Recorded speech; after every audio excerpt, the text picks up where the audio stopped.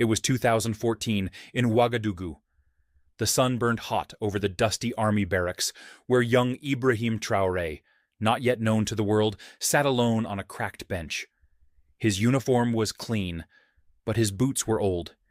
He hadn't eaten a full meal in 2 days. His wallet was empty, and his heart was heavy. He was just another soldier then. No title, no fame. Just a man with a dream and nothing in his pocket.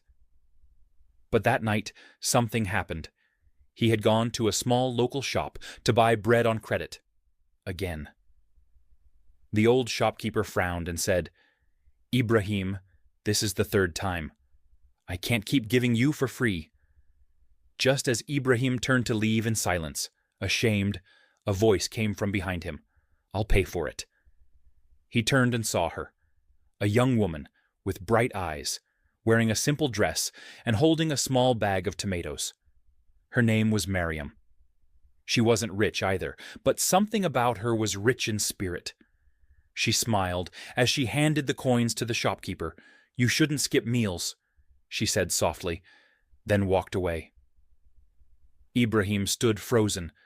No woman had ever looked at him like that before, not with pity, but with care. The next day, he waited outside the same shop. When she passed again, he stopped her. "You didn't have to help me," he said. "I know," she replied, "but I saw something in your eyes. Hunger, yes, but not just for food, for more." That was the moment it began. Not a fairy tale, not flowers and gifts, but a bond, quiet, strong, real. They met in secret, under the trees behind the barracks, on busy market streets where no one noticed them. She would bring him food, and he would bring her books, borrowed, second-hand, torn, but filled with dreams. He told her about his hopes for Burkina Faso, about justice, freedom, dignity. She didn't laugh. She said, "One day, people will know your name." He said, "Only if you're still standing beside me." She smiled. "Try getting famous first." And they both laughed, poor, young, invisible to the world. But their hearts, already burning like fire. The days passed slowly, but Ibrahim and Mariam grew closer with each one. Their love was quiet, hidden from the world, not because they were ashamed, but because the world can be cruel to things it doesn't understand. Ibrahim's life in the barracks was hard. The food was bad, the boots worn out, and the pay almost nothing. Some nights he slept on the floor with no blanket. Some days he walked for hours to see Mariam, just for 5 minutes of peace. And still, she never complained. One rainy evening, Mariam waited for him in the alley behind the tailor's shop. She wore a scarf over her head, her clothes soaked. When he arrived, late and muddy from guard duty, he felt a deep ache in his chest. "You waited in the rain?" he asked.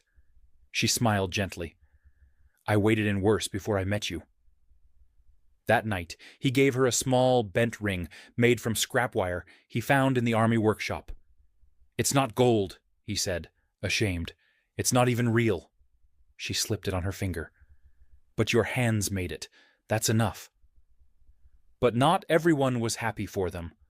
One of Ibrahim's closest friends in the barracks, Sergeant Karim, began to change. At first he joked. Then came the warnings. "She's holding you back," Karim said one night. "You should be thinking about your future, not chasing a market girl." "She's not a distraction," Ibrahim answered coldly. "She's my balance." But Karim wasn't done. Behind Ibrahim's back, he started following Mariam, whispering things to her in the market, trying to make her doubt. One day, he even told her, "Ibrahim will leave you once he has power." "Men like him always do." She slapped him hard. But she didn't tell Ibrahim. She didn't want to be the reason he fought with a friend. That silence would later come back to haunt them. Because in love, even small secrets can cast long shadows. But for now, they still had each other.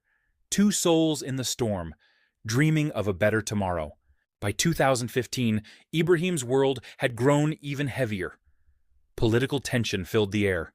Protests were rising. Soldiers were whispering in dark corners. And Ibrahim, though still young, had begun to speak louder about truth, justice, and Africa's freedom. But with every step forward, life at home grew harder. Mariam was now working 2 jobs, cleaning in the morning, selling vegetables in the evening. She never complained, but her eyes had grown tired. Some days she came to meet Ibrahim with bruises on her hands. He noticed. He held them. He kissed them. "I'll take you out of this life one day."